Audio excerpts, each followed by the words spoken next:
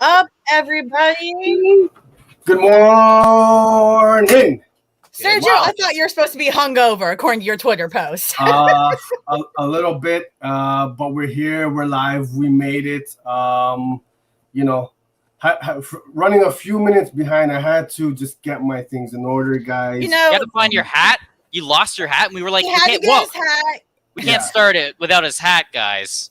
This is Sergio we're talking about. He was busy filming his OnlyFans for the show, I guess, and he didn't have the hat, of course, because of that. But he's here, guys. We're all here.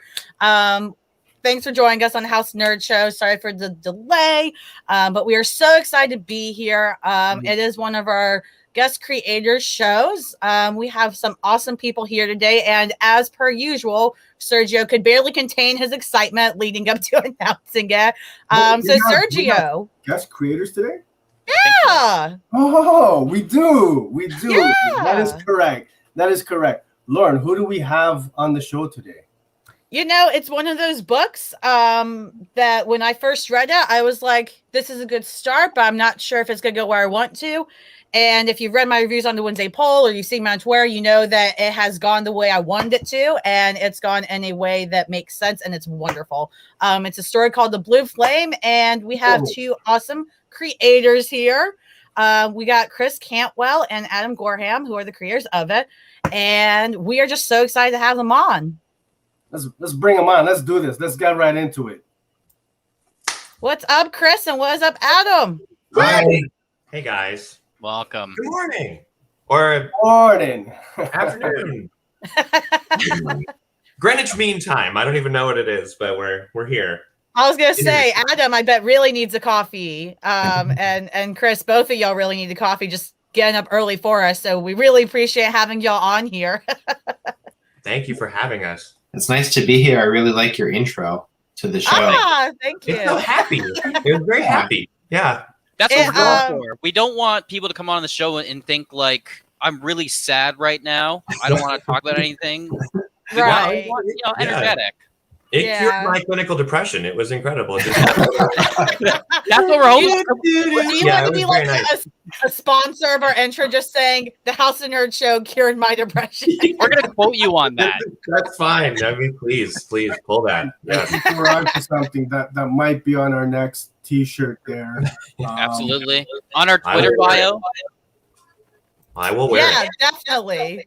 Yeah, absolutely. And, the intro, I know Sergio's original idea for an intro for our show was a 90s theme. So that's why it has that kind of 90s music and the silliness in between us. Like Glenn, like Steal My Sunshine a little bit, a little. Yeah. We're just hanging out, Full House maybe, something like that. Yeah. It's great. I'm dating myself there. As long as the TV dad sits me down and teaches me a lesson, I'm going to be good. The lesson we teach every week is, one, don't go on Sergio's OnlyFans. You're not going to find anything you like on there. And lesson two is, here's a bunch of books that you should all check out because you might like them. And speaking of like books that you might like, we've talked about this one consistently when it's come up. We did an advanced review on issue 1. We're talking like The Blue Flame. There's so much to kind of get into, because I know Lauren started it off by saying she had a little bit of mixed feelings reading issue 1. And I had that same kind of reservation as well, with how I felt like maybe there was a lot jam-packed into that first issue. And I'm wondering if you could go back now, would you change anything in the first issue that you did in terms of maybe getting extra pages or extending the story out or something? What are your thoughts on that first issue now that you know that it's released and people are enjoying it? Adam, what do you think? First question out of the gate. What would you change about issue 1? I say, Steve, you chose violence. What in the world? Guys. An eye-opener. I'm very happy with how issue 1 turned out. I'm notorious for looking back on my work, even like really recent work, and tearing it down, and like it's a part of my process where it's like I look at what worked on a page, where I felt I can improve. So it's this constant thing where I try not to be too precious about what I've created, while at the same time appreciating what I've managed to do. So I'm very proud of our first issue. I think it's a strong I think it's a very strong first issue. I think it's a very strong second, third, fourth, fifth issue too. But no, it's it was, like I knew it was going to be a banger when I read the script, and I knew that it was all up to me to deliver that. So I don't story-wise, I don't think that there was anything that I would change. Maybe like one more black page of just ominous stuff. Yeah.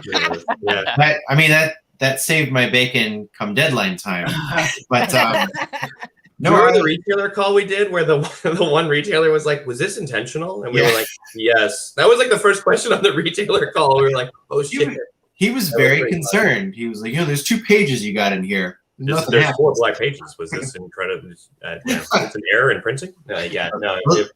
Those are placeholder pages. I just haven't finished them yet. There are black pages in the book? Really? I had no idea. Yeah. But, no, I don't think that I would change it. I think the first issue is everything that it needs to be. In my mind, it's everything that we want it to be. It's like, on one hand, you're thrust into this, high concept cosmic odyssey, and then on the other hand, you're back on Earth where it's kind of a slow burn. It's kind of we're having our cake and eating it too in terms of the pacing of our story. I really like how things slowly unfurl for Sam back home on Earth. It's not clear immediately what the relationship between he and Dee and Mateo is, and that's part of the wonderful thing about reading serialized stories, is seeing how these things unfold and pan out. And it's why I love the medium and watching serialized television and long form storytelling. So I don't know, I'm pretty proud of us. I think we did it right the first time. Yeah. Nice. And I agree with you guys. Now Steve is right out the gate with the hard-hitting questions. I want to ease you guys into it a little bit. Adam, Wait, I'm on edge. Yeah. I'm ready to fight. Fight or flight has been activated. But I want to ease you guys in. Can you guys let us tell the audience a little bit about you guys, your background, how you got into comics, where you're coming from us live on this fine Sunday morning?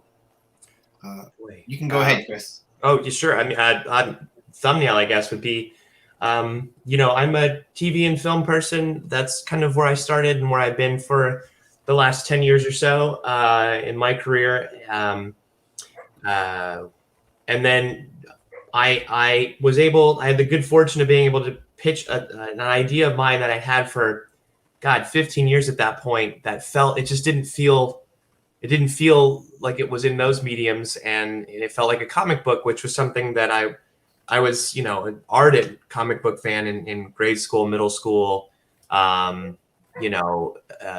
just huge in there. I only leave out high school because I think I got a car at 16, and so then I was just all over the place. But I would go to the comic book store after high school, after tough days, and just walk around actually without buying anything, because I didn't have money to buy anything. So I just walk around and be in there to chill out. So, and then I did the same thing in college. When I moved out to LA for college, I would end up going out to Golden Apple and just walking around, or Hi-Ho. And it's such a friendly medium for me in my psyche. And I ended up being able to pitch a comic book concept that I had to Karen Berger, who founded Vertigo and was starting her own boutique line under the Dark Horse imprint, or with the Dark Horse imprint, I should say, so I don't piss her off. But she loved it, and we found a really cool way in, and it was a very personal story, and that book was called She Could Fly, and it was one of the first books. I think it was in the second wave for Berger Books, and it was really fun. And from there, I ended up, I met Mike Richardson, who's, started Dark Horse and created The Mask, and we would talk at cons, and I talked about how much I loved the comic book, The Mask, from when I was a kid, and I ended up doing some of that with him. And then Will Moss at Marvel wrote me one day and was like, do you want to do a 10-page kind of ancillary character story for the big War of the Realms crossover? And I freaked out and said yes before I even know who the character was. I spent those like 2 days like wondering, oh, who's it gonna be? Yeah. You know, and it was Big Wheel. No, it wasn't Big Wheel. It was Doctor Who, which was very exciting. And then Tom Brevoort said, "Do you want to pitch on the main Doctor Doom book?" And it just kind of parlayed into all this amazing stuff. And I got to, you know, obviously before the pandemic, I'd go to cons in the summer and in the fall and meet all these awesome people who were way nicer and more low key than TV and film people on the whole. And it was an amazing community, and I've loved it ever since. It's been an amazing part of my career. I feel very lucky. So yeah, that's awesome. Adam, can you tell us anything about yourself? Yeah, one or two things, I guess. You know, for as long as I've been alive, I've wanted to draw and I've wanted to tell stories. And it took me a long time to figure out the proper application for, you know, for my artistry. I grew up liking comics, but I wouldn't read a lot of them mostly because like as a kid I never had money to buy comics monthly. So every comic I get would be just kind of a prize that I would really paw over and absorb in every way. Although as a kid I didn't actually read many of them. I was like absorbed, like, you know, all the art I was taking in. So, you know, I remember like I got a random issue of Executioner Song, and yes, and for me, go ahead. The poly bag with the trading card inside, and so and I loved the art in it, although I never read it. And because I never read it, I assumed that because Strife, Wolverine, and Beast all had like wingy, fangy hair, like head styles, I thought that they were three brothers because they all had the huge fans on the sides of their heads, and right. Obviously that was not the case. So eventually I would start reading comics and find a new love and in you know a new way to appreciate them, which is like I guess the words. But first it was just kind of where I found my artistic self was like, you know, in sequential story pages. And so when I would draw, it was not really just like a static figure. It was usually some kind of scene. There was things going on, and so it was sort of a story in one picture. And when I realized that I could add more pictures, more frames into a single composition and tell a bigger story, it blew my mind. You know, so you know, fast forward a long time, and you know, I do some art. I go in and out of comics, similar to Chris. I was like big into comics, and then I went into high school, and I was big into other things, and then you know, got my heart broke for the first time and rushed back to comics. And you know, I came back at a time with like in the early thousands when like the Ultimate Marvel line was kicking up and so on. And yeah, I decided to, like, I went to art school, but at the time there were no programs that led you into the comic industry. So after that, I worked full time for a while until I, you know, worked enough soul crushing jobs that I was like, if I'm going to make comics, I just have to dive in and take that chance. So did the indie scene for a while, and then made my way up into, you know, doing covers for some Ninja Turtles books, some inking for various artists here and there on their titles, until finally, you know, doing The Violent with Ed Brisson at Image, Dead Drop with Alish Cott at Valiant, and Rocket Raccoon soon thereafter. And then it's really just been like, you know, similar to what Chris says, like one thing just kind of leads into another. Yeah. And, you know, you realize, oh, it's 10 years. And, you know, and now I'm on the Blue Flame, and it's like, I feel like in a lot of ways, I've, you know, needed that time to be a mature enough person and artist to work on a book like the Blue Flame. Just for, you know, like to really connect with the subject matter and you know, in a way it feels like that there are aspects to the story that I have experienced or lived or deeply, you know, resonates with me in a way where I probably might not have when I was starting out. But anywho, I digress. So that's my, it's my life and CV in a nutshell, I guess. So then all that has led you guys, and now your career paths, you guys are collabing together. Yeah. The Blue Flame, yeah, you're doing one of those. Well, I don't know how the higher powers work. I'm sure they brought Chris and I together for a very profound reason, Yeah. and you'll all be grateful for it.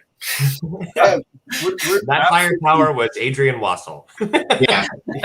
But how did this From partnership? involved, How did this yeah. partnership even begin?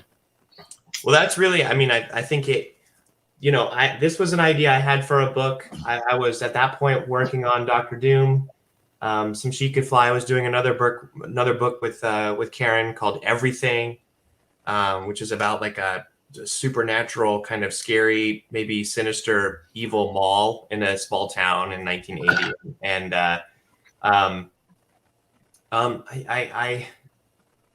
I wanted to I'm struggling with words because I think I was struggling with words at the time in the fall of like 2019, just with world events and stuff that were going on. I mean, this is before we all had to stay home in fear of the giant super virus, but like it was just an overwhelming time. And as someone who loved superhero books and was immersed in superhero books at that point, at least a supervillain book, I think I was just pitching on Iron Man, or starting to, or working on it with Tom. I got to this place of when I think I was working, and as much as I love this stuff, and I'm surrounded by toys behind my screen that you guys can't see, I was like, man, is it even relevant anymore? There was that kind of disillusionment feeling, or kind of profound doubt. And from there came the idea for the book. That really is a question that the book is asking, The Blue Flame. And I was a huge fan of vault books, I think, as so many of us are. Oh, yeah. It's the mindfulness that goes into those books, the attention to detail, the craft, the celebration of the art for the art's sake, the creation of the book. It's about comics. It's not an IP farm, right? It's not some means to an end where people are trying to crank out books in order to do this other stuff that I was already pretty fatigued with in TV and film. And it got me talking to Adrian, and I brought him this idea, and it took a while, but it was something that I developed with him. And I thought his editorial sense was just so incredible. It's a rare thing when you meet someone who is, if Adrian sat down, I think, and went to write something, it would be incredible. But someone who chooses to instead have that amazing story sense, but do something else with it, whether it be producing or editing, and really do it for the joy of it, and understand it on a level that is just as deep as a writer might. Those people are worth more than their weight in gold. And so I recognized that in Adrian immediately and really wanted to work with him. And so he and I fleshed out this idea for the better part of a year, I think. And then he suggested Adam. As the book started to come together, he suggested Adam, and I checked out Adam's work and was wildly impressed. And again, I trust the Wassels at this point, with whatever they recommend. And I was like, sounds good, man. And I mean, like the people they bring in are incredible. And so when Adam came onto the book, and immediately like the stuff that he started doing and bringing to life, I love working with collaborators where I have an idea and then that idea kind of gets wholly replaced by something way better than I could have fathomed by someone I'm working with. And Adam is very much that, and Kurt is very much that, and even Hass's, like with his lettering, I mean, the way it lays out on the page in ways artfully that I just never could have considered. And it's like, I love having the feeling of, I still get to be a part of this, when it comes out, like I'm still in there, what I mean? I get to ride the wave with these amazing people. So it's very much been that kind of experience. And, I feel like our Slack channel is like my favorite social media device on my phone right now. It's like all of us are talking and joking around and then sharing amazing stuff. It's been really special. So Vault is, I can't sing their praises enough. They just really know what they're doing, and they know how to put teams together because they care about this medium. I mean, it's such a sincere thing. The only knock I'd have in the comic book industry is there are these kind of weird places coming in trying to kind of raise it for, you know, this intellectual property concept. Yeah. And Vault is not doing that. They're making comic books that you want to save forever, which is not for collecting. It's what led to the collecting industry, right? It's like you want to hold on to these things in this special variant cover of the plot, you know, and go, wow, and flip through it and do what Adam did and look at the images over and over again, or read the story and it echoes in your brain after you put it down. And it's an awesome place to work with. I think as a comic reader, you can kind of see between the different publishers. Yeah. Like, you know, someone with Vault who's all about the storytelling, what's being told in the craft versus, and I'm not going to mention any publishers by name, but other publishers where it's like you said, it very much feels like an IP farm, and you know the first, and it's kind of that's their kind of what they're how they're trying to market it. So I think as a reader, I appreciate, you know, the story being told, the craft first and foremost, and with the Blue Flame. You guys have just knocked it out the park. You know, Adam and the whole creative team with Kurt. It's Kurt Michael Russell, correct? Yeah. There's I've mentioned it a couple times on the show already. That first issue, it took me about a good half an hour, 45 minutes to get through that. I was stuck at those cosmic pages. It's just unreal, gorgeous stuff. Some of the best stuff I've seen recently. Well, thank you. Yeah, truly fantastic, and I love. I think I gotta be honest. Those are my favorite in terms of the art pages. Is the whole cosmic. There's some gorgeous stuff in there. Oh man, yeah. I can't see enough good things about it.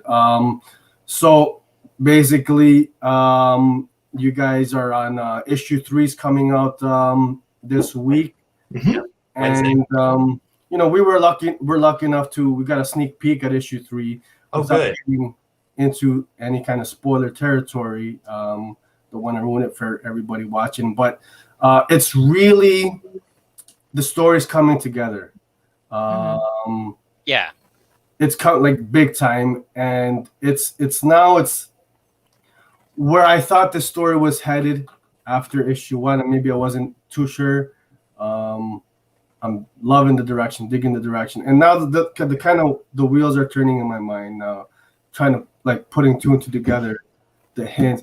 It's tough. I want to say something, but don't. Serge, I'm gonna cut you off because you're gonna say things. You we know how you are. You did, but. We know how you are. Everybody needs to please pick up issue 3 on Wednesday. It comes out. You guys, it's one of my favorite series of this year. How are you guys? You know, like the fan reaction, the reader reaction, the reception that you guys have received. I mean, it's pretty, you know, fairly critically acclaimed. How are you guys kind of enjoying the ride so far? Or, and also too, is this a miniseries or is it a ongoing? That's what I wanted to know. Mm-hmm. It's 10 issues that'll then be fully released as one big end, right? So it's that trade's gonna be gorgeous. Like it's gonna be. Yeah, it's fall. Is it gonna get a hardcover? Because I feel like this deserves a real nice hardcover. That's what Adam and I are pushing. We're like hardcover, and they're like maybe. I mean, you know, of course, I'd love to have my name on like a nice deluxe hardcover. That'd be awesome. Yeah, that would be great. Yeah. Well, and again, you know, like Sergio was saying, I mean, a lot of the art and the coloring and such, I mean, yeah, it really would pop on a nice hardcover. And I gotta say earlier, you know, with what he was saying about you mentioned the two stories, and Sergio talked about the cosmic part. The cosmic part of the story is definitely my favorite part, but I really like in this new issue how we, like he said, we're starting to see both stories merge a bit more, and they're really starting to intertwine, which is nice. So I hope we continue to see that. I mean, and it's only the 3rd issue. So I'm like, what are you going to do in 10 issues? It's not 5, it's 10. Yep. Yeah, I know. It's going to, I actually just finished the script for 6 and turned that into Adrian on Friday. 2 days ago. And I can only now start to see like, okay, like there's 4 left, and and it's still a ways to go in the story, but it's nice to be able to have so much depth to what we're doing. And I think that the 10 issues has been something that Adrian and I talked about since the beginning almost, which was that because there are 2 stories, like you guys are talking about, it is bifurcated between, Sam's, this kind of grounded story that's happening in Milwaukee with Sam Browsam, who is a kind of vigilante hero named the Blue Flame, and then this cosmic version of the Blue Flame where he's, there's literally the stakes are saving the world.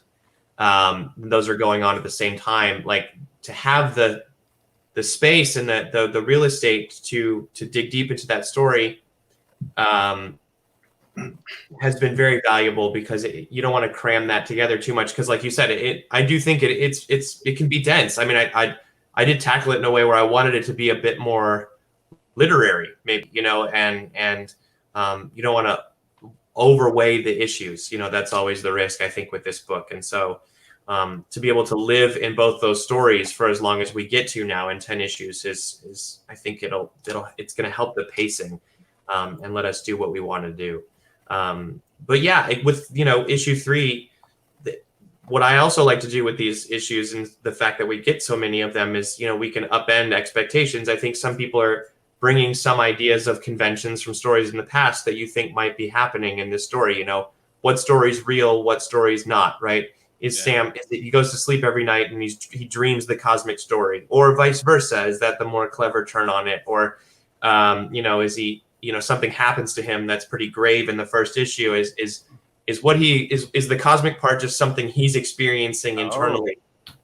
And I didn't even think of that. I didn't even see it as like one of these is a dream. I just thought as like one is a before and one might be an after, but they're both. Well, I think that's another thing to take to it. And the thing is, like, I'm not interested in answering that question, and I'm not interested in letting it fall into a kind of inside the box thing that we've seen, right? I know that that's frustrated some people, but I also think that it's a book that I wanted people to be able to live in. I mean, to go back to, I love Adam's story about Executioner Song, like to just live in those images and try to understand them. You know what I mean? Like, or just feel them. For me, in a writer's room, whether it be in TV or something else, there's this idea of logic police, where you come in and it's important for a lot of stories, and in a way this one, but does it make sense? Would that character really do this? What does this actually mean? What's the underpinning here? We want to make sure the drama's first and the information is second, because you're not, just feeding someone like a stereo manual. But like with this one, I wanted to try something. It's literally just me trying, like, to put the logic police aside and convey something in a narrative where it's like, these are a jumble of things I'm feeling. I want to convey them in a way where it feels like the character is feeling a jumble of things, and in a way it feels a little stream of conscious, the book, and it's Sam's stream of conscious. We just don't really have a clear delineation between what's what, that's intentional, and we're trying it, and I'm enjoying writing it a lot. I mean, I love the way that it's coming to life on the page. So that's clearly where we're headed. There's an element of mystery to it and ambiguity that is precious to me for the book, and not something I'm interested in upending anytime soon. I was just about to say, I'm glad you brought that up, because that's kind of what I was alluding to. Is Sam dreaming all this? We don't know kind of how, what's real, what's not. But I love that the fact that it's very much, there's this mystery, this intrigue, and I think that's a big fun part of the book. And it's needed because, a lot of it can be heavy at times, this story. It's talking about, the world we live in, man.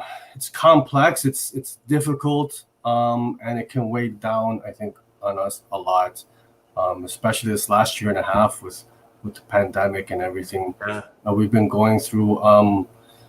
And I like how the trial and Sam,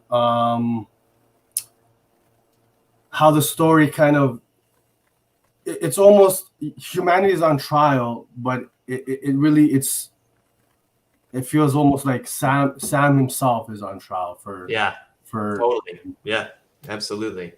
Yeah, and in the same way that we're all kind of the hero of our own story, right? That's very much what's at the center of this book is, you are the hero of your own story. Everything that you experience in your life, whether it be, your Amazon package is late or you're, facing some illness, it's like everything feels life and death. Yeah. So like, the emphasis of the emotionality of the cosmic story is Sam. That's very much what's going on with Sam is the stakes are literally that high for him there. And not that they're less so in the story where he's living his life in Milwaukee. They're just much more complex and nuanced and frustrating, in a way to understand. Yeah. So with having that like 10 issue set, you went in knowing that it was 10 issues. Does that kind of help you figure out and I guess help you write better because you're more focused? Do you already know what is the ending of this when issue 10 happens, or is that something where you're kind of still working along as the issues come out? I mean, the specifics sometimes change, and like I just said, I turned in this issue 6, and it's very much an issue I wanted to do kind of at a high level, and I'm still working off the outline that I have had for a couple of years at this point, or a little less, and but some things do change. Some moments expand, other moments fall out or contract.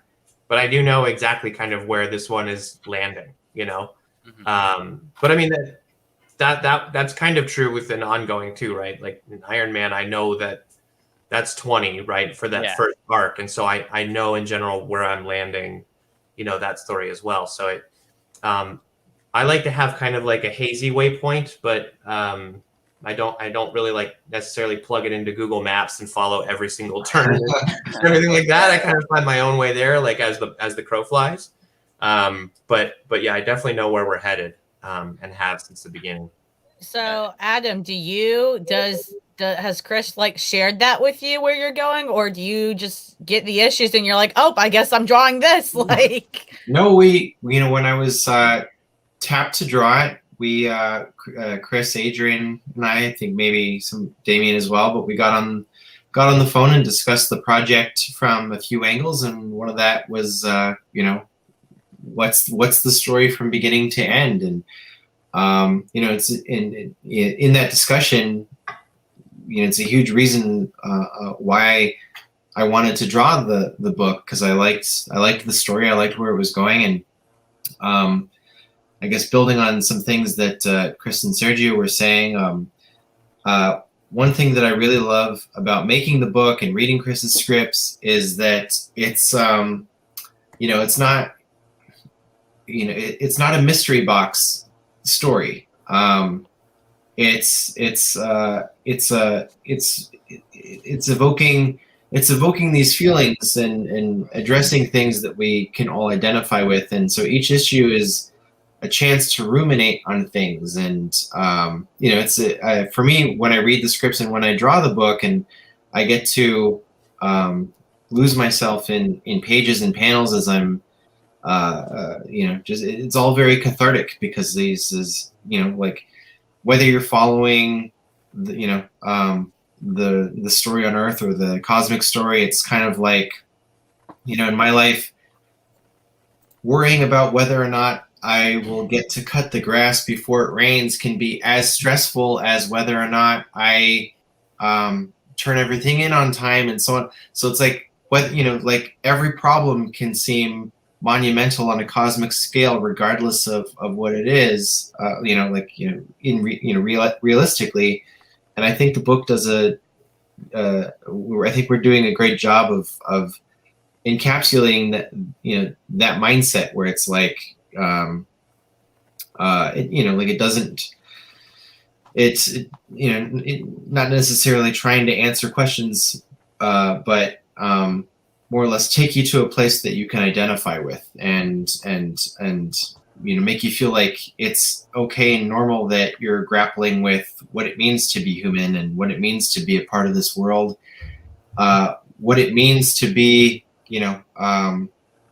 born into a system that you didn't choose to be. So, there's a lot of stuff in this comic that I'm very thrilled about making, because it, in part, you know, it's affirming for me personally, but it's also challenging for me as a creator to, you know, do these scenes where, you know, characters are just allowed to be in a moment, and you can, you know, emote subtly sometimes, you know, in a big way from panel to panel, and you know, you get to just sort of sit in a room with these people and feel what they feel, and I feel like that's really the more important aspect of the story for me personally, is that you know, you get to sit in a room with Sam when it's, you know, he's frustrated with Yarks, and he's you know, trying to you know, beat a system that he feels is stacked against him, and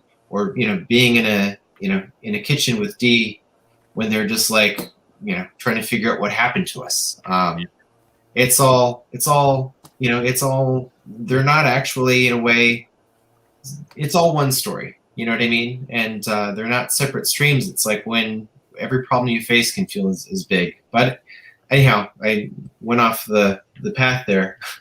No, but it's great because, you know, you're talking about, you know, it's conveying emotions, and one of my favorite scenes, panels, is, I think it was just a quick 2-pager in the first issue where Dee finds out she finds out she's pregnant, and they're just kind of sitting there on the bed, and they're like, you know, Yeah. you can see, you can feel what's going through their head. You know, like, well, wow, you know, we find ourselves in this situation now, and, you know, what are we gonna do? Yeah, and so, you know, we had this conversation, and I knew what kind of story. It became clear what kind of story that we were going to make, and that became as important to me as where it was going. You know what I mean? Like, there's you can execution is as important as, you know, what the thing is, you know, supposed to be, and I, you know, it's not often working in, you know, working on, like, you know, whether it's like Marvel Comics or whoever, it's not often where I get to sit down and talk with the creator about where everything's going, because in a lot of other, you know, some titles, it's really just kind of like you're trying to keep the plate spinning. You know what I mean? Like, we'll tell the story for as long as we can, and if we get to do more, then we'll figure it out, and so on. So the story can sometimes morph every 4 or 5 issues. And so, you know, it was a real treat for me to, like, know that, okay, we're telling a big story, they're getting it in issue chunks and everything, but, you know, I was in on the ground floor, so it was you know, it was a privilege that I'm not often afforded working in as a freelancer in comics. So, but yeah, I think I over answered your question. No, it's totally a good thing. You know, it shows how passionate you're about the craft and how much you put into it, and I think that's the most important thing, right, about talking to any kind of creator. You also, you know, Blue Flame 3, like we said, is coming out next week. You also have a book called Dune coming out next week, correct, Adam? I think that's 2 weeks from July 28th, I think. That would be next week. Today's July 25th. Oh man, Cool. Wednesday. Yeah, you got there, right? Like, you're out there. Wednesday. Yeah. I guess it is. This is news to me. Well, there you go. So now you can expect the reviews and feedback to come in.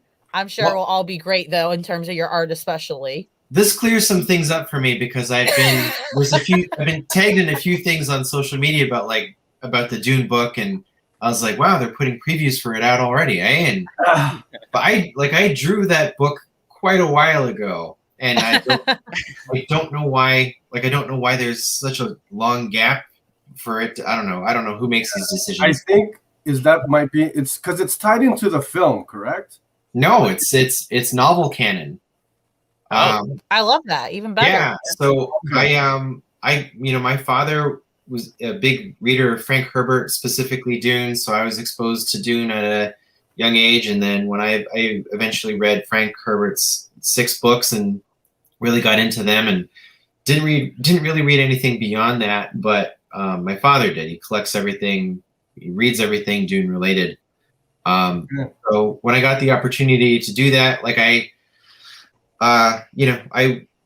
was more excited about the fact that it was Brian Herbert and Kevin Anderson behind it, and not only is it, so it takes place within the events of the first novel, introduces a new character that's novel canon and ties into, I think, one of the new novels that they're writing.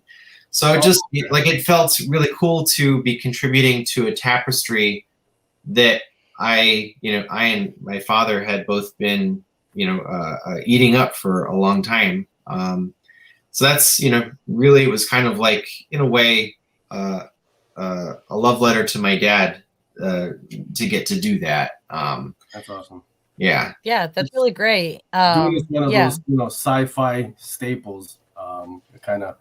Yeah, Dune checked it out. I mean, Dune's one of those big sci-fi stories that I think, like it's not Star Wars. Like, it's not a big audience-friendly epic most of the time. Like, it's wrestling with, it's got big ideas. Like, it's got big things on its mind.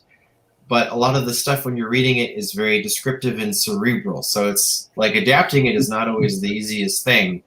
Yeah. And I'm very excited about the movie. I'm very hopeful for the movie. I think that it's it's not my job to promote the movie or anything like that. But well, yeah, but you can sell your own excitement. But seeing people react to the movie, and the only other touchstone they have is the David Lynch film, I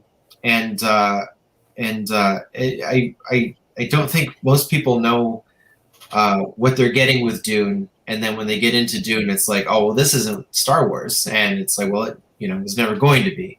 Yeah. Sure.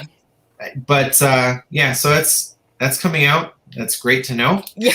Wednesday. And then, Chris, you've got another book as well coming out this week. That would be United States of Captain America #2. Yep. That's awesome. How's us. been working on that? Can you tell us a little bit about maybe for those? That's been a special book. I mean, that's something that Elena Smith at Marvel came to me with the kind of very general idea of a network of captains, right? That he discovers, and I built it out from there, and then fleshed out who those people were with a great group of creators that Marvel brought to the table. And I think I said this recently in an interview, but it was the most like a writer's room I feel like that I've been in, at least in terms of creating those new characters. And that book to me is fun. I mean, look, it's the book that is probably put the biggest like target on me in terms of the fact that it's Captain America can be a freighted character just because of who he is and who we are, I think, as a country, especially right now. I think it's the first book that I found out on a road trip that I was on television, not in a way that I expected or maybe wanted, with some Fox News stuff. I never bothered to watch it because who fucking cares about that? But it's really, for me, it's a fun book where it's a road trip movie. I mean, I was on a road trip, which is funny, but it's I love movies like Five Easy Pieces and Easy Rider and like these kind of investigating, America kind of stories, that are just, again, it's like we were talking about with Blue Flame. It's just kind of experiencing the emotions and having the region reflect those back at you, and the people you encounter reflect those back at you. And that's what's happening with Cap. He's going around the country and experiencing this, and there's like a fun thing where he's trying to get his shield back. It's been stolen by somebody dressed like him. So he's got to bring in Sam Wilson, and then he's got to bring in, Bucky Barnes, and eventually he gets to John Walker, and everybody who's ever been Cap, plus people he's never met before, show up, and they're also been calling themselves Cap in their local communities and and translating what he's done into what they do and what they live every day. So it's really just that. I mean, look, I wanted the book to be sincere. I wanted the book to be honest in terms of where it takes place, which is America. I don't think it's really heavy-handed in any way. I think I got to sketch out some of these new characters, and then to see what the other writers and artists did with those characters and brought them to life has been great. I mean, we got to do the first LGBTQ person to call themselves Captain America. I got to have a hand in that. It means a lot to me. I got a poster. I've got a poster of him in my garage. You know what I mean? Because it just means a lot to me. It means my sons are young. They're 8 and 4. They don't understand that stuff yet. But they'll get to say that about their dad. You know what I mean? That's cool. It's not the only reason I did the book. I did the book because I love Captain America. I love the Grunwald stuff from the 80s and 90s. I mean, that's the stuff I grew up on. Was like it was Cap versus Cap in number 350, right? It was John Walker and it was Steve Rogers going at it ideologically and with fists. It's cool stuff. You know what I mean? And there's a lot of fun to be had in that book. I think that sometimes that might get lost in the discourse, especially in the very online world we live in. But I saw the cover there's a variant cover for number 5 where it was all those characters we all got to create, like leaping forward. Yeah. And it's super cool. And the one that I got to flesh out the most as a writer was this one that was recently announced. He's an actual Air Force captain named Jeremy, and he's based heavily or influenced or inspired heavily by a friend of mine that I got to know as a young kind of punk kid doing production coordinating for a documentary about the National Guard. And I encountered this larger than life person named Jeremy, who was a staff sergeant at the time. And he was a quick and fast friend of mine, somebody I really looked up to. I almost joined the Coast Guard because of this person, right? And it's nothing I ever even considered. I mean, at that point I was like, I want to make it in Hollywood and that's all I care about. And I'm a genius. And then I'm meeting people who are like, I met National Guard's service members and Coast Guard people who were cleaning up New Orleans 6 months after Katrina, and they lived there, right? And they had just gotten back from Iraq, right? Like that kind of stuff is very powerful. And I drove around the country with Jeremy in a U-Haul with a bunch of Panavision gear in the back, and Jeremy is no longer alive, and to see a character, I didn't think you guys would get me to tear up on a Sunday morning. To see a character inspired by him leaping forward is cool, with other Captain Americas, and that guy is incredibly inspiring to me, and the writers I've worked with are incredibly inspiring to me. I got to do a signing at our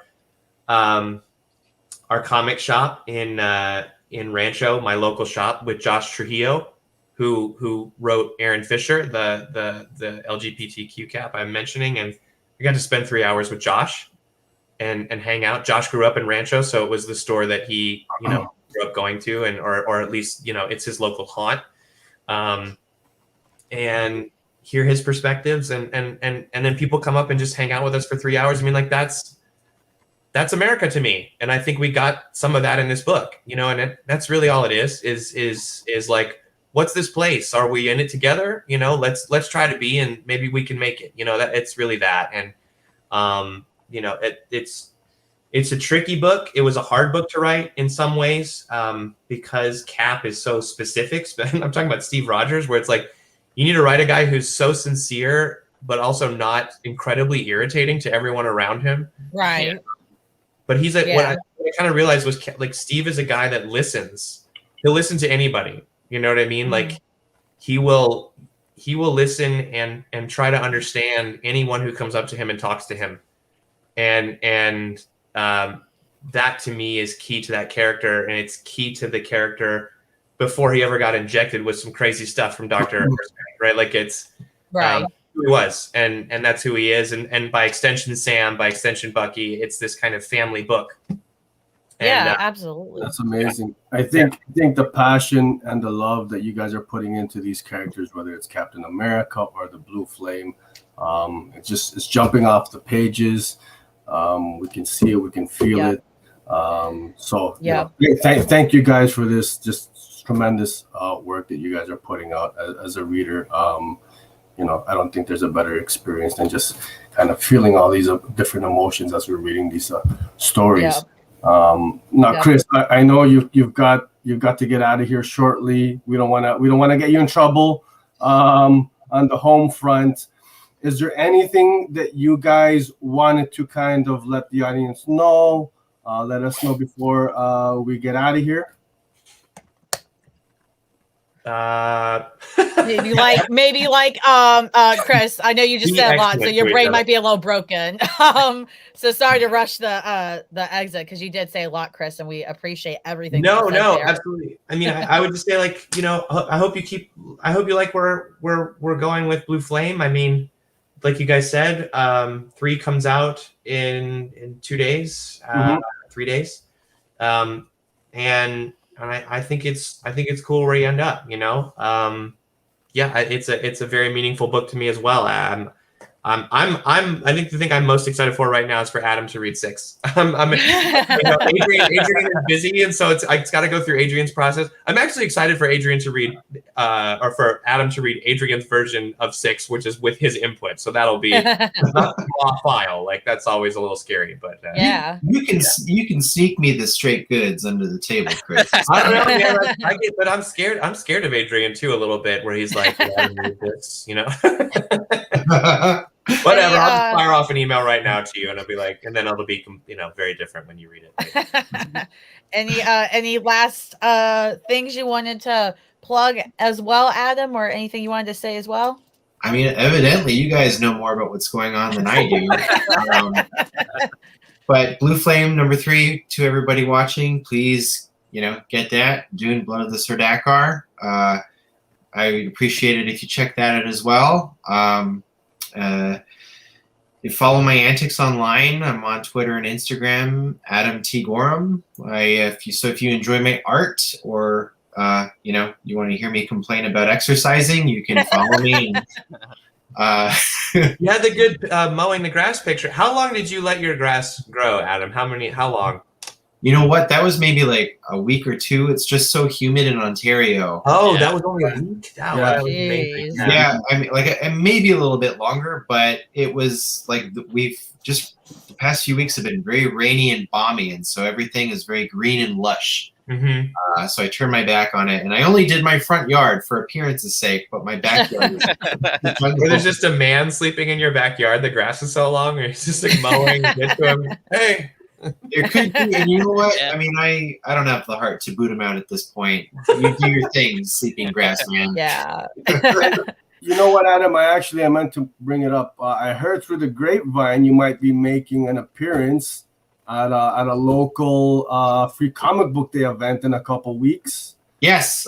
So as usual, I have my horse blinders on from week to week, where I focus on 2 or 3 things, but beyond that, so in August, I'll be at Gotham Central Comics doing probably my first professional appearance in quite a while. And so Gotham Central here in Mississauga, or Etobicoke, I always forget. August 14th and 15th. Yeah. Yes. I'll be there I'll be there with stacks of comps that I have just been in my house for a while. So it's great. Awesome. Pick those up. That makes sense. I will be at the Comics Day event at the same store. It'll be at 4-Color Fantasies in Rancho Cucamonga. I'll be there too for Free Comic Books Day, which will be fun. I'll also have a bunch of inventory where it's like, someone just take this, please.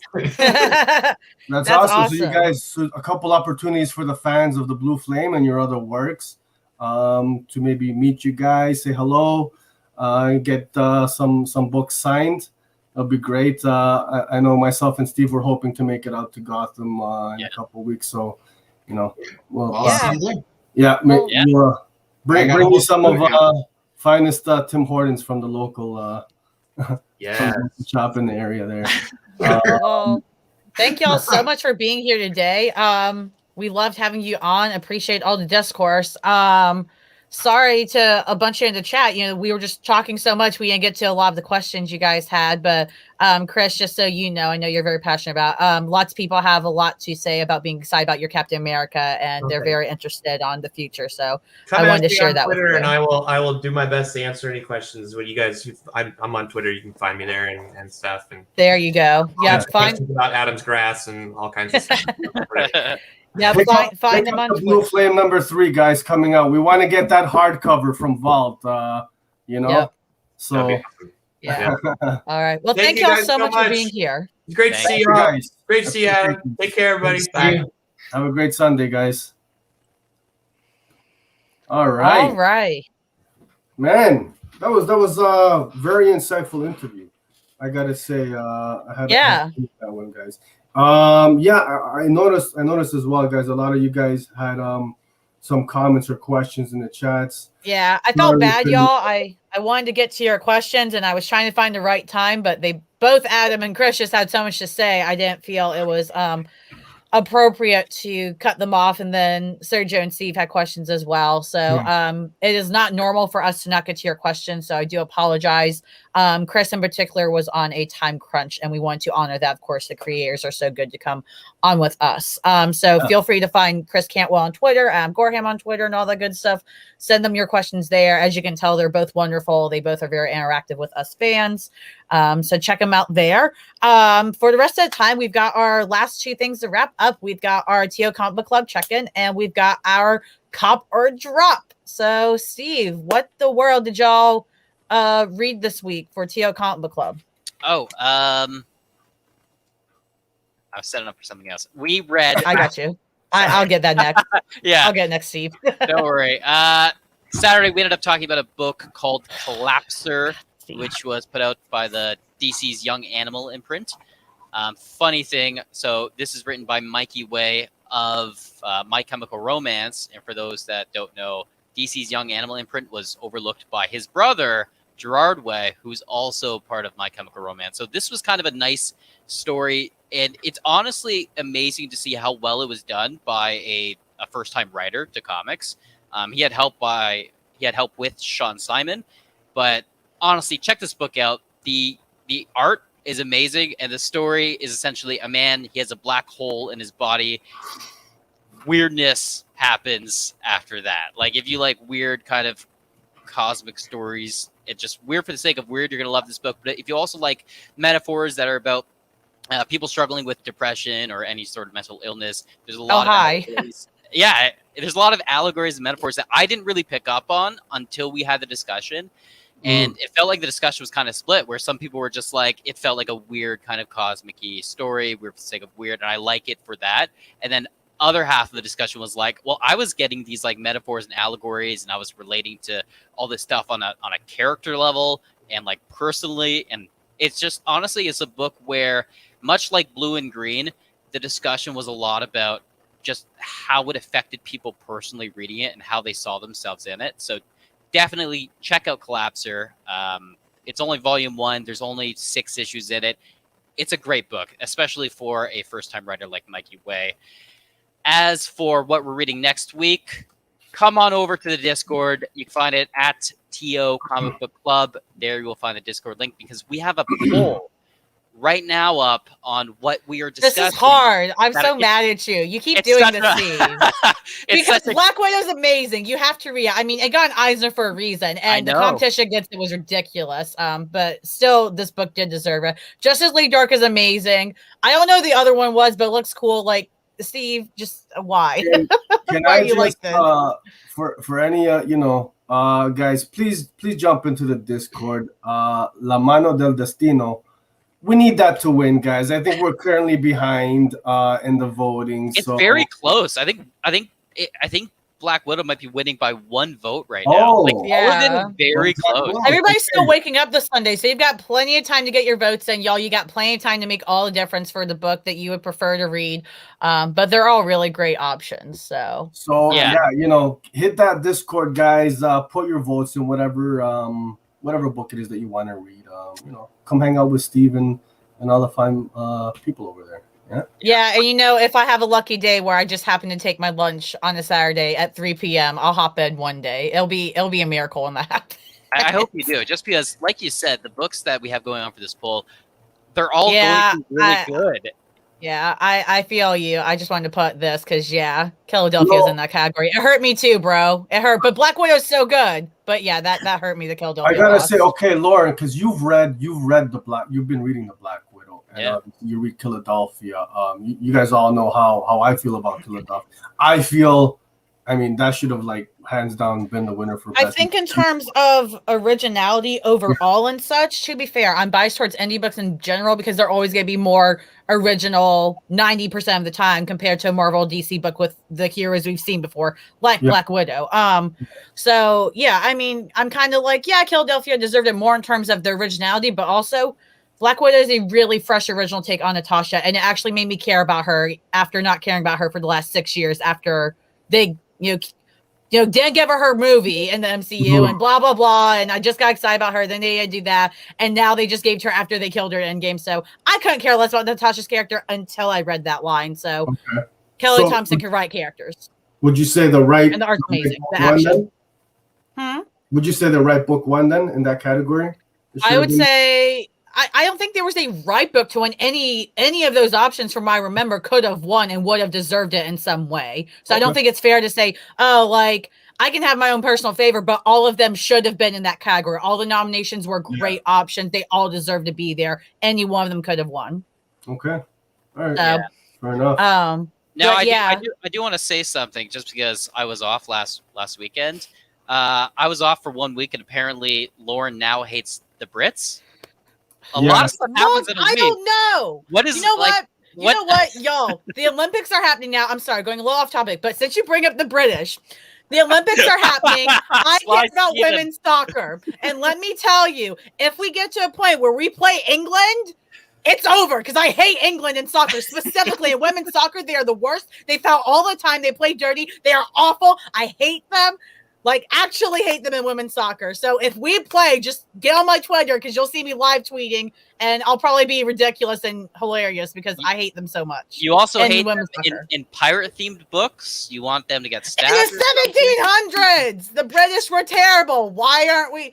Look, Mason, I don't know what you want from me, bro. You know what? Hey. Let me know if you want a video on the House Nerd Show where I'll go live and I just talk about how much I hate the British and you'll try to convince me otherwise. I'll do it if you want me to. That sounds fun. I love it. I was sitting in the comments last week. I was working with everyone in the comments. Their comments were going off last week. It was amazing. Mason, thank you so much for stepping in. I love the intro. That was amazing what you guys did. Oh my god! As I was watching, I'm like, Lauren hates Brits now. The intro is going. Things are going off the rail. I loved it. So if it helps, Steve, literally when we were talking about doing the episode without you, Serge and I were just like, you know what? We're gonna tell Steve a thing we're doing, and we're gonna go off the rails a decent amount because the father isn't here. You are the father. You keep us all in line.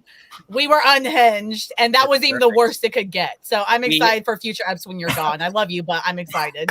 I was excited being in the chat. Honestly, being in the chat was amazing. We got a new nickname. We got intern Ian. I don't think he's here today, but usually... Yeah, Ian must be sleeping. Oh, he deserves it, though. He worked hard. Hey, look, Mason, crumpets sound terrible. Tea is delicious. I can meet you halfway, buddy. Halfway. That's awesome. Yeah. Sergio, I think you have something that you want to talk about, though, before we continue to Copper Drop. Yeah. Let's get into that. We can do that before a Copper Drop. Guys, if you're following me on Twitter, on the socials, Instagram, Facebook, all that good stuff, I've got a couple really dope, cool, exclusive variant covers available for sale right now. The first one being Ice Cream Man number 25. This is by a local artist named Paul Limjenko. It's coming out August 25th, I believe. I've currently got it available. It is an exclusive variant, so it's a limited print run of 500 copies. My allocation is going very quickly. If you're interested, hit me up at via email or DM. All that good stuff is in the description. And the other one, which I gotta say, I'm just as good as this is, I'm absolutely loving. The exclusive for We Don't Kill Spiders number 1. I love that cover. Oh, man. This is a stunner. This is gorgeous. This is another local guy, Richard Pace, who will be at the Free Comic Book Day event in a couple weeks' time at Gotham Central here in the Toronto area. This one is limited to 250 copies only, guys. My allocation moving very quickly on this one. I'm actually almost sold out. So if you want a copy, again, feel free to hit me up. Happy to connect with you guys with these dope covers, man. I love it. And I feel like I am just on a roll with making everybody huffy at me today. So I'm going to be more controversial and say, I think we should kill spiders. Next question. I'm with you 100%.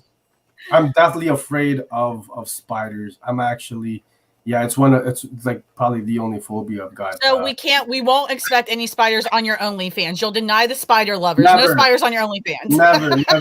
Yeah. So I am disappointed that we don't kill spiders wasn't the Copper Drop choice. Yeah. Okay, but I was looking forward to it, but you there was another book. You know what was picked? Syphon #1, which is the one I recommended. Oh man, I've got my copy. Look how pretty the cover is. I mean, before we talk about anything else, the cover is pretty as hell. So that's cool. That's cool. And last week, Mason from Comics and Crosses, shout out to him. I know you're in the chats. He was on again with us, guest hosting, while Steve, was just doing God knows what. That's not comic related. Why would you do that? So he picked Syphon #1, which was my pick. So we had some thoughts from Mason. He sent us a quick video real quick that we're going to play for y'all. So you can hear his thoughts on it before we go into it. What's up, true believers? It's Mason here with Comics and Crosses, and I just wanted to quickly submit to the House of Nerd my opinion on Syphon issue #1. So that was our Copper Drop for last week that I believe I was a tiebreaker on that I chose, and Sergio won. So props to Sergio. I've read the book, and here are my thoughts. Great artwork. Beautiful, like really cool, vivid. The paneling was really cool. It was dynamic. And it was a first issue where I felt like I got more.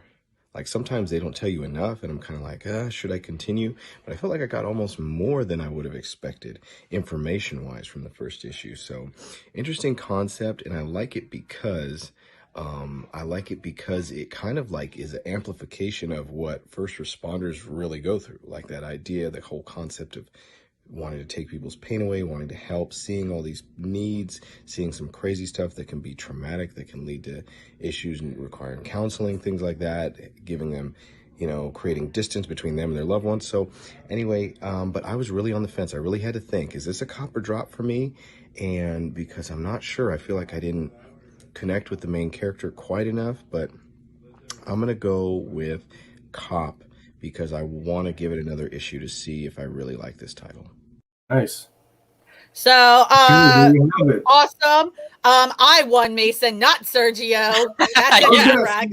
I was gonna say, Come on. Let me have something. Anyways, so those are Mason's thoughts, everybody. Let me be serious for a second. Those are Mason's thoughts. He said he wants to give it another shot, that he did like it, but he's not completely invested, but it's enough to get the second issue. So it sounds like a good #1 to him. Sergio, what were your thoughts? Hey, listen, right off the bat, I'll tell you, good pick here, Lauren. Obviously it wasn't mine, but this was cool. I think that's the word that comes. It was a cool book. It was a cool read. The art is very, I dig it, man. I dig it. Right off the bat, there's this, I think it's the second page. There's this double page splash. It's just insane. I love the coloring. You guys know this is my color palette. Those purple hues. So the art is dope, no questions. In terms of the story, it's a good introduction. It's a good pacing. The character, we get this character arc in one issue only with the main guy, kind of what he goes through. Surprisingly, you get this kind of well-rounded trajectory in only one issue. which I think it kind of has to be done. Someone told me it was only 3-issue minis, this one here. So 3 issues, Wait, really? this is only 3 issues? No way. That's what I heard. Maybe if it is. Yeah, that's what I heard. That'll be interesting. We need Yeah. to double check we need, on we need to that. verify that. Someone in the chat, Yeah. check Let's- that out. Pull us out on Absolutely. that. But yeah, we learn quite a bit about the character, and it happens in a way that it feels organic, right? It's not kind of the way the story is told and laid out. It doesn't feel kind of forced. So we're just kind of, this is what, they're just throwing information out there on the character. I enjoyed it. It was good. It was cool, man. I think my only kind of critique was some of the dialogue was a little funny, like when the characters were speaking. So that was a little weird to me. But the actual, like, the narration was like solid. It was great. But then when you had like the character speaking, it sounded off to me. So I don't know what happened there. I don't know if it was just a me thing. But yeah, I thought it was cool, man. I thought it was Yeah. good. I mean, I feel like since since you mentioned dialogue, I feel like the story, in a way, this felt like this was a narration heavy issue. The dialogue wasn't supposed to be the main focus, right? There's just dialogue kind of thrown in between the narration for the purposes of showcasing what you're narrating. So yeah, I can definitely see how the dialogue was definitely not like amazing or that great or whatever. But that it wasn't supposed to be, and I feel like not every single amazing issue in a comic, every single comic issue doesn't have to be amazing. Not everything has to be amazing about it, right? So I can read an issue and be like, this was amazing, and still say, but this wasn't my favorite part, or this still wasn't the amazing quality, but everything else was so great. That's what I want to focus on, But yeah, I totally hear in the dialogue. Steve, what were your thoughts before we start talking decisions? I'll agree with a lot of what Sergio said. The art is amazing. And I think in terms of talking about these number ones, I kind of have like a checklist for myself personally of like what makes a good number one, right? Is there some sort of hook that hooks me? Do I feel intrigued enough to want to pick up an issue 2? How do I feel about the art? How do I feel about the characters and the story? There's a lot to be done in a number one that makes you want to pick up a number 2. And we've talked about it a lot before in terms of some books aren't doing it as well as they could be, and other books are doing amazing. Yeah. I think Syphon does a really good job at being a number one. It tells you exactly what is going on in terms of like the powers and abilities that are going on there. There's some sort of lore backstory that will be introduced and all of that. It's intriguing enough to hook you with that stuff, but also just the idea of having this EMT be able to take away someone's pain. It's a cool concept that you don't really hear much about, right? A lot of it's either something's very violent or some, I mean, imagine if you could do that. Like, imagine it's like a new way of superheroing. So imagine if Superman, instead of fighting crime and punching bad guys, he could actually sit and take away people's pain. Like, Superman as a character would love that because he wants to take all the weight on his shoulders. So yeah, I agree. Like I think about another good number one that we all talked about is HoN, right? Where they're kind of similar in the fact that we've got like this origin superhero or super elements to it with these abilities that are just springing up for these characters. But it's like HoN's about kind of destruction in a way, and I like that Syphon was just kind of the antithesis to that. It's about healing. It's about taking away and helping people, right? And I kind of really dig a sort of superhero story where the main element, the main power is about healing. It is about helping people. And there's not too many superhero stories that we have that is able to do that. That's one of my favorite things is, I think one of the main messages here is just, we need to have more empathy towards other people in this world.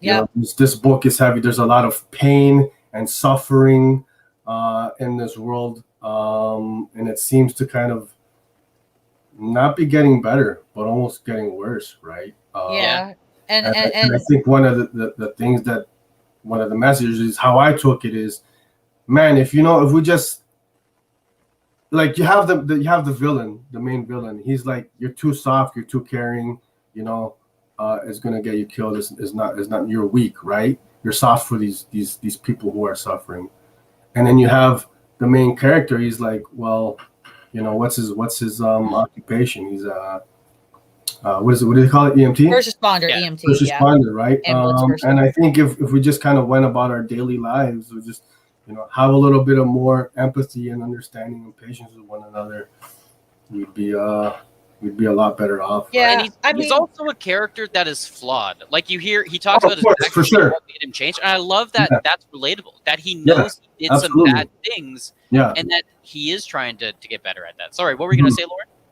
no, you're good. Well, no, I was gonna say, I think, I mean, I could have a whole discussion on just this book, to be honest, and Yeah. the concept behind it, because that's the reason I picked it for Copper Drop last week. Like, this wasn't a Copper Drop where I was like, okay, this sounds cool, do it. This is something I really personally was invested in getting, because I'm very invested in the concept of empathy and being able to take away pain from others. Like, I'm one of those people that if I could save everybody, I would. If I could be a martyr, I would. Like, I totally have a martyr complex. And so the fact, again, I think of characters like Superman, like Supergirl, like any of the supers, basically, where their whole thing is hope, help, and compassion for everybody. If they could stop punching people and they could just take away pain point on their shoulders, even at the expense of themselves, which is dangerous to do, they would do it. And so that's what I really like about this, is that I hope we also see the exploration of, oh yeah, this guy's gonna start taking everybody's pain because he's like, great, I can take your pain. But what happens when he takes everybody's pain and he can't handle it and it's all on their shoulders? What the hell does he do then? Because now he's taken on too much. And so you can't take care of others if you can't take care of yourself. And there's just all these big concepts that, to me, I love they that. hit so hard for me. And so, yeah, that's why I was so excited about this. And for me, reading it, it definitely didn't get where I want it to go yet, but it's a first issue, right? So it's not going to delve into everything yet. But yeah, it was a really good start. And I loved the narration in terms of really going into the main character's thought process of why he feels this way, why this power kind of gets to him, why he is chosen as a Syphon, basically, for lack of a better way of putting it. There's a reason he was. It's the same concept with like why the lanterns are chosen by the rings. The ring chooses you, and there's always a reason for it. Same thing here. Yeah. I mean, I you hit the nail on the head there. This is I think is a very relatable kind of story and emotions, right? I'm sure at one point or another, most, if not all of us have, maybe felt, just the weight on our shoulders. We're taking on too much. And, like you said, Lauren, you can't help others until you kind of help yourself first, right? I mean, I think that's universal. So it was a good story. And at the end of the day, it's cool. So it sounds like, Sergio, it sounds like you were a cop on this. No. Drop it. Yeah, definitely. It's a cop, man. Yeah, I'm digging it. Yeah. I'm a cop too. I thought it really did a good job at being a #1. It makes me want to continue reading it. Yeah. Lauren, what about you? No, I agree. I think I did a great job picking the cop. You're welcome. Yeah, I'll give it that. Hey, listen, I'll credit, man. I'll credit when it's due. It was a good choice. Yeah, I know I've been wonky at times, but yeah, this one I couldn't pass it up, and it was hard because there's another book I almost picked for Copper Drop, but I'm very glad I picked this one. This is the one I preferred out of the two options I had. So which was the other one? The other one was I have it back there. Hold on, I want to grab. No, hold on, I want to grab the cover. Okay. I ended up picking up Mom, and I haven't read it yet. I gotta put my headphones back in because I can't. You grabbed Mom. So it was. Really? That doesn't. I gotta be, and I don't think it's the wrong way. That does not seem like a book that you pick up just from your past pull lists and stuff. So I'm definitely curious. Dark Blood? What? No. Sorry, not. We were talking about Mom. Sorry. Oh, Mom. Yeah, I read an advanced copy of it. I still haven't processed my thoughts on that book, and it's been like a week. So I picked it up on the basis of the cover looked amazing. I knew it being Emilia Clarke's first kind of foray into comics, which is intriguing as is, and the fact that it's a pretty thick issue. There's only going to be 3 of them. I'm like, I can get into it and see. I don't know anything about it. I haven't read it yet, but I'm very intrigued. I'm gonna sidebar this because we're still talking Cover Drop. But yeah, if you guys want to hear our thoughts on MOM Mom, let us know, and maybe we'll do a separate video on it. But yeah, so originally it was either Dark Blood or it was Syphon that I was gonna do for Cover Drop. I got both myself, obviously. But I'm glad I picked Syphon because that's the one I enjoyed the most between those two anyway. So it was a really good pick. Thank you for it, Lauren. Yeah. So cool. So Steve, I know what you're doing. You're buttering her up already. Like, stop it, bro. I see what's going on. You have like tells in your face right now, All right. Steve. It was a great pick. Okay, Really okay, good. It was a yeah. good number one. Okay, all What, right. you want me to lie and say it was bad? Because I'm not gonna do that. I'm not gonna do that. It was a good book. Lauren, you did a good pick. Let's see if you pick another good book that's chosen to you. Oh wow! Wow. All right, Wow. so Okay. Steve, you're so confident. Why don't you go first? What the hell did you bring me this week? Mhm. I went What first did you last bring time. me? All right, so I will admit, Sergio, you might be able to back me up on this, but I will admit, for number ones next week, it seems kind of slim pickings, Yeah. right? I Can think we so. admit that, Sergio? Yeah, it was tough. Okay, It was tough, okay. Yeah. Slim pickings. So, that being said, my pick, it's a Marvel book, Amazing Fantasy number 1. What can I say about this? Why does that character have a Captain America shield? Okay, so the premise of this book, from what I've read, is it'll end up taking characters when they're originally established. So there will be a teenage Spider-Man, a Captain America before he's frozen, and I can't remember who. Black Widow from the Red Room. It's taking a bunch of these Marvel characters and it's putting them into this weird, amazing fantasy world, and they don't know how they got there. They don't know what's happening, but it's just taking these characters at like their origins in a way and putting them into this mythical world, and then having a story about that. It sounds pretty weird when you think about it, and I don't know in terms of what it has to do with Marvel canon and things of that nature. But one, the cover looks amazing. Two, you've got what appears to be a possible Captain America holding an axe and his shield riding a griffin. What? That is pretty cool. What? I gotta say, that's insane, but cool.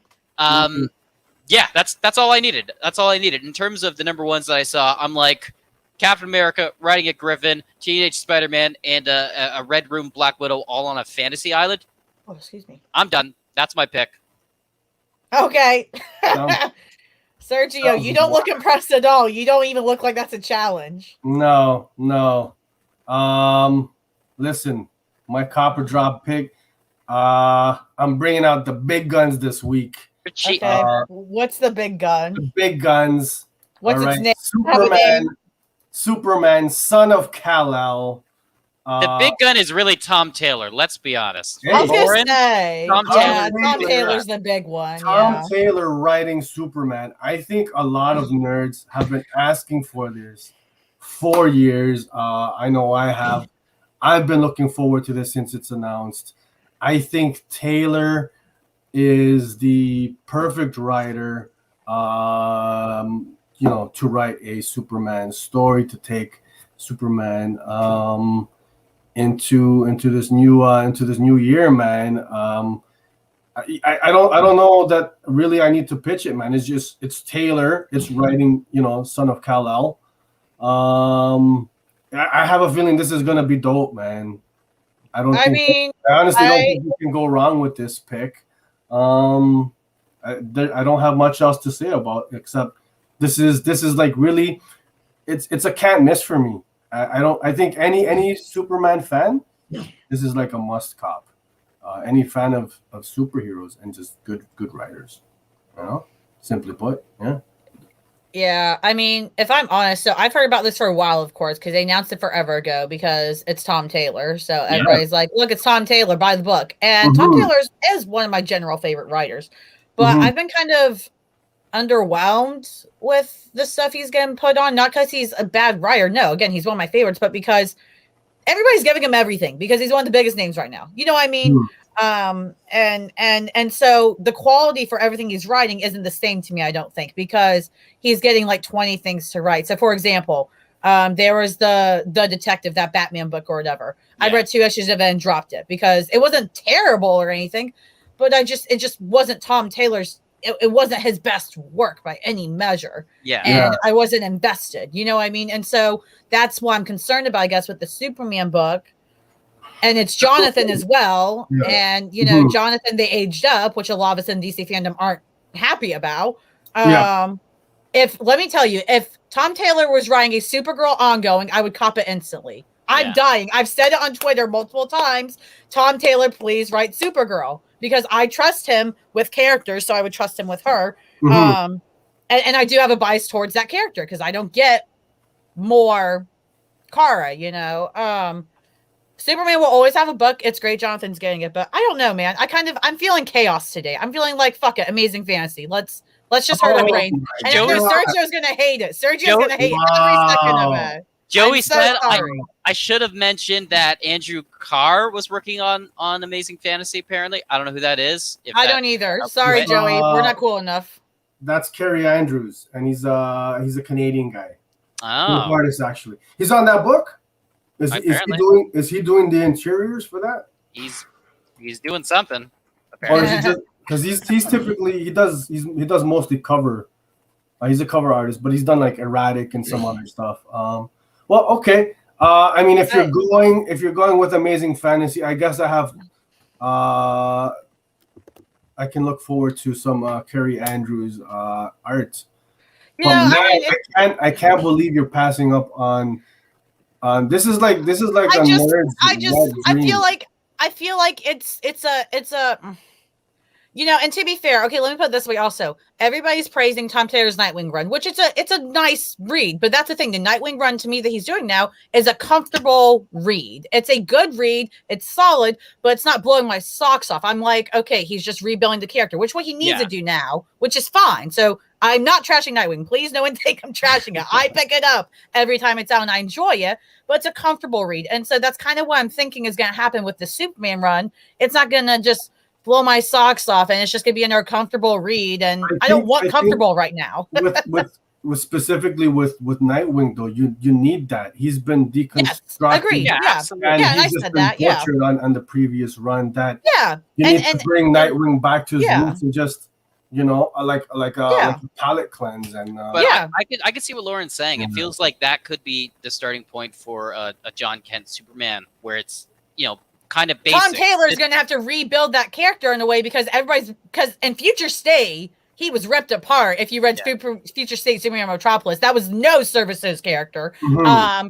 And then then they age him up, which a lot of fans aren't happy with that love that character. And so Tom Taylor has to rebuild trust with the fans and taking care of this character. So again, DC has kind of just made Tom Taylor the fix our characters we fucked up, please guy. Which I mean, listen, if you're gonna do it, and you might not be that far off, then but why not? He's the guy to absolutely, and it's fine. For me, it's good.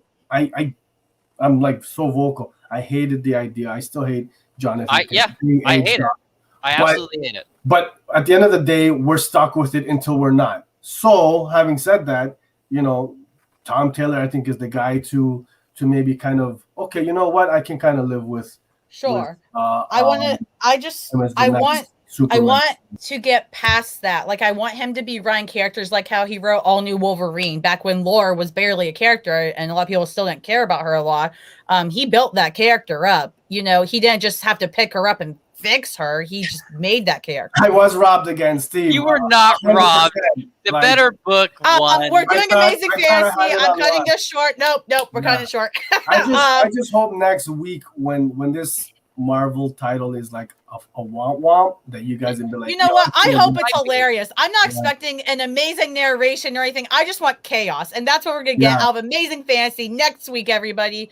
If you want to pick both up like Sly Steven does, pick both up. Tell me if I was wrong in my pick. I will definitely hear it.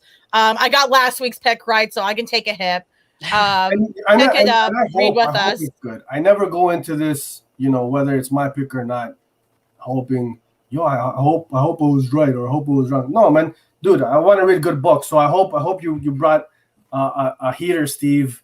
And you and saw the selection. There's not a whole lot to choose from. I'm being honest. Good, okay. I'll give you. All right. Okay. All right. Great. So this comment, I never want to see this ever again. Do not put those two in the same sentence together like that, unless you're saying Tom Taylor's better. No, stop that. Anyways, sorry. So we are reading Amazing Fantasy next week. I picked Chaos. I'm sorry, everybody. But still pick up Superman. Obviously, if you are a fan of Superman, you're a fan of Tom Taylor, you're gonna pick it up anyway. So I should have to say that. So make sure, guys, thank you so much for being on a live show today. Sorry to miss your fan questions again. Find Chris Cantwell and Adam Gorham on Twitter. Ask them your questions. They would love to answer them.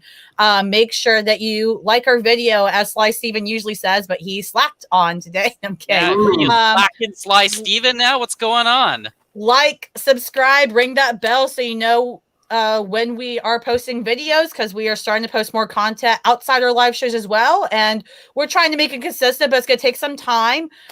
So make sure you hit that bell so you know exactly when they're posted. Follow us on Twitter at House of Nerd Show. And Sergio, where can I find you? Hold on. I know you want to rush, but this I gotta say, guys, in terms of, you guys need to check out this interview that Lauren and Mason from Comics and Crosses put out the other day with the Bliss writer, Sean Lewis. Sean Lewis. I haven't read the book. I watched the interview, and listen, I 100%. I'm not just saying it because you're my co-host, you're my friend, and Mason's my buddy. It was fucking dope. I very much enjoyed it, man. Like, you guys really got in depth on this book and all the different themes and everything, and it's got me. I'm excited. I'm gonna go pick up the trade next time. I'm so glad. Knocked out the park, man. So well done, guys. Check it out, man. It's a good interview, whether you've read Bliss or not. I think they're talking about a lot of things that a lot of people can relate to, especially if you're a parent. Or a kid, or the kid on the other side. Either perspective. Thank you for bringing it up, Serge, because we did that interview and we put it on the channel. So check out our interview with Bliss writer Sean Lewis. It's a really great interview. I mean, literally he runs most of it in terms of he has so much great insight and so many cool things to talk about. And I'm not even gonna front, like I got like a little, like, it hit me in the feels of some of the things he was talking about in terms of what he wrote about. Got me a little emotional, and definitely things I can relate to. Check it out, and that is why, guys, you need to make sure you're liked and you're hitting that bell so you're getting these notifications. And if you're liking what we're doing, man, please hit that like button on this video and subscribe. Don't forget that. That helps us too. And tell all your friends. If tell them all. Currency. Just retweet us. Just be like, hey, check out these lovable losers. I feel like I need to drop a surprise guest announcement. I feel like this show's missing something. Like, I just need to No, Sergio. You know what?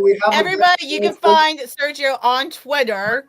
You guys can no guest announcement today, guys. We are working on a few things though. You guys can find me at insert name INC on Twitter. My Facebook page for insert name comics is in the description. All that good stuff. Pull list, back issues, variants. You guys know you can hit me up. Always happy to connect you with dope comic books. Thank you guys once again for coming out each and every Sunday, man. We love you all in the chats. Make it a lot of fun for us. Steve, my man. Yeah. Where can people find you, bud? Oh, they can find me right how it says here on the screen here at StovePost on Twitter. Okay. You can also find TO Comic Book Club at TO Comic Book Club. There we have a Discord. Come join the Discord. We love talking about comics. A lot of stuff going on. Join the poll. Vote. Thank you. Either way, one of these three books is going to win, and it's going to be a great discussion. Yeah. Lauren, I can see where they can find you a bit. Is that your Twitter handle there? That way. Yeah, that's my Twitter handle. If you want my other links, just go to my Twitter and click the link tree and the profile. That'll give you every other link, so I don't have to say a million of them. I write reviews for the Wednesday Poll guys as well. So make sure you check them out at Wednesday Poll on Twitter as well. They're really, really awesome. Some of the most positive people I've ran into in the comics community. They're absolutely wonderful. Really want to build the community as well. So check them out. And we will see you guys next week. Did you have something I could have sworn you had something you wanted to touch base with the audience about today? Weren't we discussing something? We were. I have no idea what you're talking about, sir. No? Like, in all honesty, I'm blinking. Yeah. Okay. Well, maybe next week it'll be brought up, guys. Hey, thanks for coming out. And that's it in the words of Stephen. Yeah. Bye. Bye. Okay.